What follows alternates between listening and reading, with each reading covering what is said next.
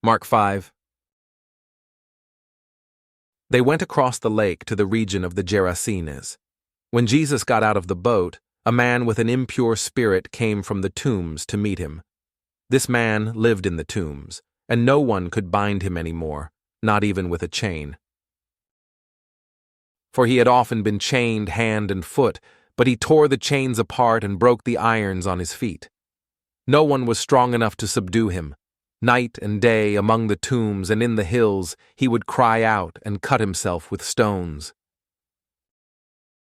When he saw Jesus from a distance, he ran and fell on his knees in front of him.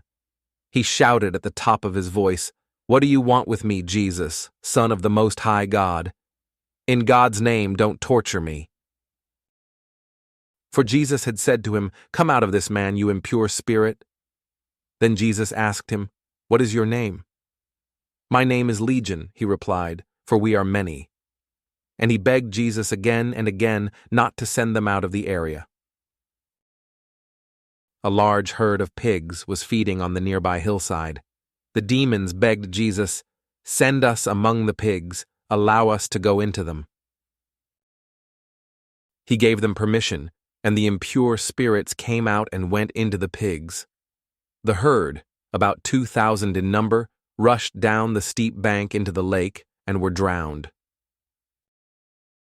Those tending the pigs ran off and reported this in the town and countryside, and the people went out to see what had happened. When they came to Jesus, they saw the man who had been possessed by the legion of demons, sitting there, dressed and in his right mind, and they were afraid. Those who had seen it told the people what had happened to the demon-possessed man, and told about the pigs as well. Then the people began to plead with Jesus to leave their region. As Jesus was getting into the boat, the man who had been demon-possessed begged to go with him. Jesus did not let him, but said, "Go home to your own people and tell them how much the Lord has done for you, and how he has had mercy on you." So the man went away and began to tell in the Decapolis how much Jesus had done for him, and all the people were amazed. When Jesus had again crossed over by boat to the other side of the lake, a large crowd gathered around him while he was by the lake. Then one of the synagogue leaders, named Jairus, came, and when he saw Jesus, he fell at his feet. He pleaded earnestly with him, "My little daughter is dying. Please come and put your hands on her so that she will be healed and live." So Jesus went with him. A large crowd followed and pressed around him. And a woman was there who had been subject to bleeding for 12 years. She had suffered a great deal under the care of many doctors, and had spent all she had, yet instead of getting better, she grew worse. When she heard about Jesus, she came up behind him in the crowd and touched his cloak, because she thought, "If I just touch his clothes, I will be healed." Immediately her bleeding stopped, and she felt in her body that she was freed from her suffering. At once, Jesus realized that power had gone out from him. He turned around in the crowd and asked, "Who touched my clothes?" "You see the people crowding against you," his disciples answered, "and yet you can ask, 'Who touched me?'" But Jesus kept looking around to see who had done it. Then the woman, knowing what had happened to her, came and fell at his feet, and trembling with fear, told him the whole truth. He said to her, "Daughter, your faith has healed you.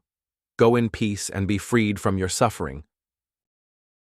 While Jesus was still speaking, some people came from the house of Jairus, the synagogue leader. "Your daughter is dead," they said. "Why bother the teacher anymore?" Overhearing what they said, Jesus told him, "Don't be afraid, just believe." He did not let anyone follow him except Peter, James, and John, the brother of James.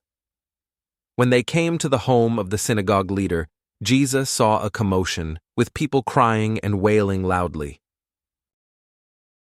He went in and said to them, "Why all this commotion and wailing? The child is not dead, but asleep." But they laughed at him.